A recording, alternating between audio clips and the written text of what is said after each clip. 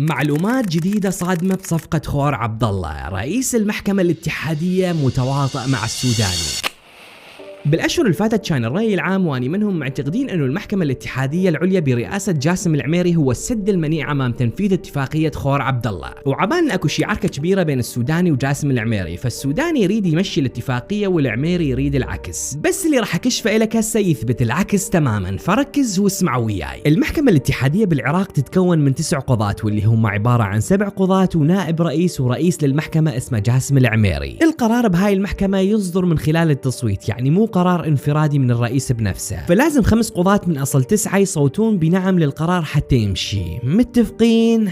طيب، بعد ما تمت اتفاقية خور عبد الله ب 2013 اجت المحكمة الاتحادية قبل كم شهر وقالت يا جماعة الخير الاتفاقية مو صحيحة وباطلة، ولازم ترجع الاتفاقية للبرلمان حتى يصدقون عليها مرة ثانية وتمشي. السوداني ورئيس الجمهورية ضاجوا من المحكمة الاتحادية واقاموا امامها دعوة حتى تطلب منها ان تسحب قرارها بخصوص الاتفاقية. يعني بالعراقي وحتى تفهمني، السوداني قال للمحكمة الاتحادية يابا ليش قلت الاتفاقية باطلة؟ دي سحبي كلامك وخلي الاتفاقية تمشي ونعيش بسلام. وبهاي الأثناء يا أصدقائي ظهرت أنباء عن استقالة قضاة المحكمة الاتحادية بسبب ضغوط جاي تمارس من السوداني حتى يصوتون مثل ما هو يريد وتمشي الاتفاقية. لكن الغريب يا أصدقائي إنه أكو قاضي واحد من أصل 9 قضاة ما قدم استقالته، وهذا القاضي هو رئيس المحكمة الاتحادية جاسم العميري. فبالرغم من هاي الهوسة كلها بقى جاسم العميري بمنصبه لحد ما قدم استقالته قبل كم يوم، وإجا بمكانه قاضي اسمه منذر إبراهيم. وإي نعم، عبالنا العميري كان ضد السوداني وانه استقالته اجت لانه معترض على اوامر السوداني، وعبالي وعبالكم انه رئيس المحكمه الاتحاديه الجديد جايب السوداني وراح تمشي الاتفاقيه مثل ما الله واحد، بس صدقني الموضوع طلع مختلف تماما، وهاك اسمع الادله. الدليل الاول هو انه السوداني البارحه وبقرار غريب عجيب سحب اعتراضه من المحكمه الاتحاديه ورجع الاتفاقيه للبرلمان حتى يصوتون عليها. طيب يا جماعه الخير، اذا السوداني كان ضاغط على جاسم العميري وخلاه يقدم استقالته وجايب واحد ثاني على كيفه، يعني غير المفروض يحصل قرار بعد ما اجى هذا الجديد مثل ما هو يريد؟ شو السوداني بعد ما اجى الرئيس الجديد للمحكمه سوى العكس، يعني منطقيا طلع الرئيس الجديد مو صوحبه. اما الدليل الثاني، واذا تلاحظوا وياي، فالقضاة 9 البقيه لما كان جاسم العميري موجود بمنصبه مقدمين استقالاتهم حتى لا يصوتون مثل ما يريد السوداني. شو باللحظه اللي تبدل بيها العميري وجا منذر ابراهيم بمكانه، ذولا رجعوا لمناصبهم. يعني غير القاضي منذر ابراهيم متفق وياهم انه اني ما راح اوافق على الاتفاقيه، غير اكو ضمان من منذر ابراهيم لبقيه القضاة انه القرار حيكون حسب رغبتكم وراح تنرد دعوة السوداني اللي جايبها لصالح الكويت. بالمحصلة يبدو انه استقالة جاسم العميري خلت السوداني يفقد الامل ويسحب القرار ويرجع لنا بكلاو جديد اللي هو عرض الاتفاقية على التصويت داخل البرلمان، حيث النواب صايرين 10 فلس. وها صدق، اذا ما سامع قبل برئيس دولة يشتكي محاكم بلده بقضية تخص بلده حتى يقدم خدمة لغير بلد، فحضرتك سمع.